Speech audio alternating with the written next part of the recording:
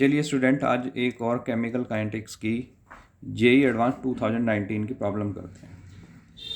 इसमें एक आपको केमिकल रिएक्शन दी हुई है, ए plus B plus C gives product, और ये डाटा दिए हैं। इस डाटा में आपको एक्सपेरिमेंट नंबर 1, 2, 3, 4 दिए हैं। इस डाटा का मतलब ये है कि अगर इस केमिकल रिएक्शन में concentration of A 0.2, concentration of B 0.1 and concentration of C 0.1 रखते हो, तो उस टाइम इस केमिकल रिएक्शन का जो रेट है वो ये आता है। तो इस तरह से 4 एक्सपेरिमेंट लिए हुए हैं, फर्स्ट, सेकंड, थर्ड, फोर्थ, और इनके हिसाब से आपको इस रिएक्शन का सबसे पहले ऑर्डर कैलकुलेट करना है। तो ये आपने 12th में भी की होगी क्वेश्चन। तो 12th में जो आप इन प्रॉब्लम को सॉल्व करते हो उसमें आप इन 1, 2, 3, 4 एक्सपेरिमेंट से पहले 4 इक्वेशन बनाते हो और फिर उनको आप सॉल्व करते हो और इनके ऑर्डर आप कैलकुलेट कर लेते हो कि रिएक्शन का with respect to A, with respect to B and with respect to C order क्या है।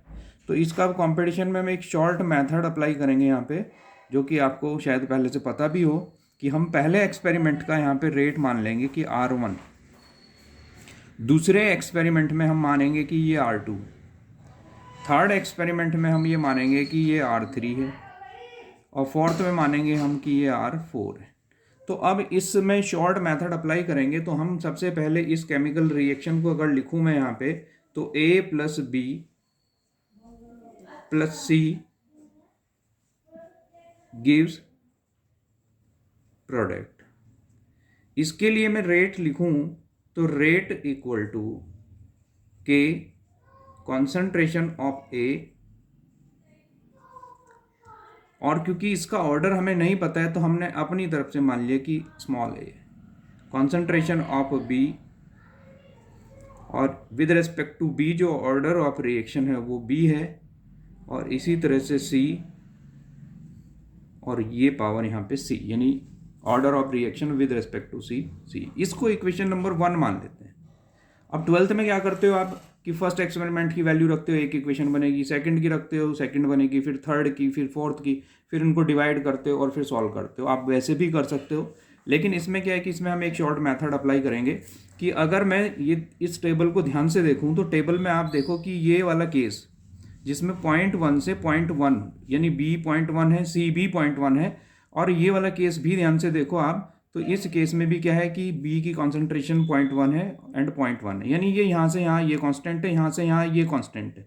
तो ऐसी जो वैल्यू दो कांस्टेंट है तो इसका मतलब है कि ये भी कांस्टेंट है, ये भी कांस्टेंट है, तो रेट के ऊपर इसमें इफेक्ट नहीं पड़ेगा। तो मैं यहाँ पे क्या करता हूँ कि जो रेट के ऊपर इफेक्ट पड़ेगा इन केसेस में, क्योंकि ये कांस्टेंट है, वो A का पड़ेगा। तो ऐसे में शॉर्ट मेथड अप्लाई करते हैं, इस फर्स्ट एंड फोर्थ का पेयर बना लेते हैं, इनको देख के पेयर बनाए। तो R1 अपॉन R4, ये डायरेक्ट मेथड है, R1 अपॉन R4, और क्योंकि जो वैल्यू आएगी अब इसकी और इसकी कांस्टेंट है, तो ये तो कैंसिल हो जाएंगे, तो वैल्यू बचेगी A की सिर्फ। तो यहाँ पे K से K कैंसिल हो जाएगा, तो मैं डायरेक्ट लिखूंगा 0.2 अपॉन 0.3, ये कॉन्सेंट्रेशन ऑफ A है तो इनकी पावर आ जाएगी A, और जो R1 अपॉन R4 की जो वैल्यू है वो है 6.0 इंटू 10⁻⁻5 अपॉन 9.0 10⁻⁻5, और ये आपको दिख रहा है ये इससे कैंसिल, और ये आ जाएगा 2/3, ये भी 2/3 है, तो यहाँ पे दिख रहा है आपको 2/3 पावर A, और ये 2/3, और इसकी पावर हमने 1 मान ली है, तो क्लियर दिख रहा है कि जो A की जो वैल्यू है वो 1 आ जाएगा, यानी order of reaction with respect to A आपने कैलकुलेट कर लिया A। इसी तरह से आप इस प्रॉब्लम में दूसरा पेयर बनाओगे R1 अपॉन R3 का, और इस पेयर से आप वैल्यू कैलकुलेट करोगे R1 अपॉन R3 का जो पेयर बनेगा। तो आप देखोगे इसमें ध्यान से कि जो वैल्यू है वो 0.2 इसकी है, 0.2 इसकी है, और यहाँ पे 0.1 इसकी है और 0.1 इसकी है, यानी ये दोनों कांस्टेंट है, ये कांस्टेंट है और ये कांस्टेंट है, यानी ये कांस्टेंट है तो ये कैंसिल हो जाएंगे। जो कांस्टेंट नहीं है ये दिख रहा है आपको, इससे आप वैल्यू कैलकुलेट करोगे यानी C की कॉन्सेंट्रेशन आ जाएगी। तो मैं डायरेक्ट यहाँ पे करूँगा, तो 0.1 अपॉन 0.2 की जो वैल्यू आएगी वो इनके जो रेट है उससे कैलकुलेट होगी 1/2 10⁻⁻⁴। इसको हटा दीजिए, ऊपर 10 जाएगा, ये 10 - 4 ये पूरा इससे कैंसिल हो जाएगा और ये आ जाएगा 1/2। तो आपको दिख रहा है कि ये जो पावर थी, ये जो वैल्यू थी, वो आपने सी की कॉन्सेंट्रेशन रखी थी, तो यहाँ पे पावर सी आएगा, तो इसकी पावर मैं यहाँ पे 1 मान लेता हूँ, तो सी की जो वैल्यू है वो भी क्या आई, 1 आई। इसी तरह से लास्ट पेयर बनेगा R1/R2 करके, और उससे आप B की वैल्यू कैलकुलेट करोगे, और B की वैल्यू आपकी डायरेक्ट आप देख लोगे वो 0 आएगी जब R1/R2 करोगे, R1/R2। तो ये देखो, इसमें ये कांस्टेंट है, ये कांस्टेंट है, तो ये आपने 2 टाइम्स की और रेट में कोई चेंज नहीं हो रहा है। अगर ये वैल्यू B की 2 टाइम्स की और रेट में कोई चेंज नहीं है, तो इसका मतलब है इसकी पावर क्या है, 0 है, तो वो मैंने डायरेक्ट लिख दिया 0। तो आपका जो एक्चुअल में रेट लो आएगा, वो रेट लो आया, rate equal to K concentration of A power 1, concentration of B power 0, concentration of C power 1।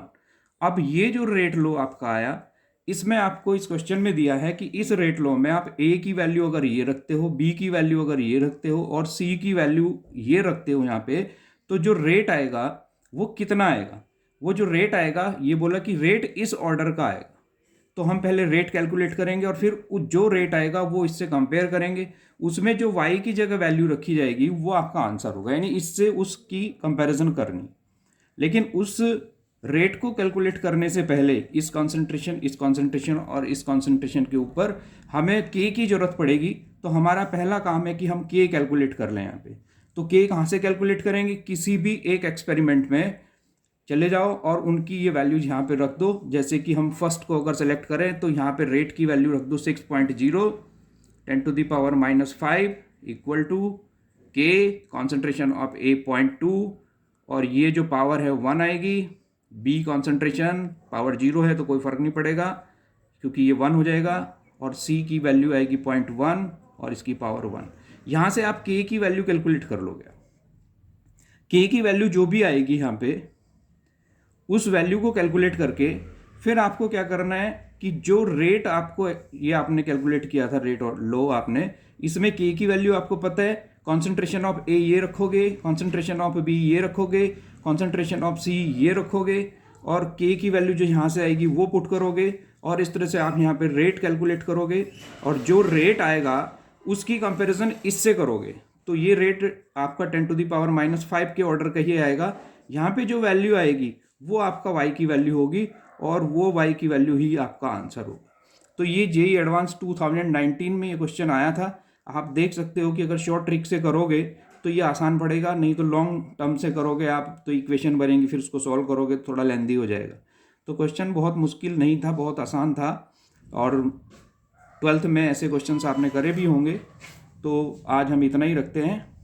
Thank you.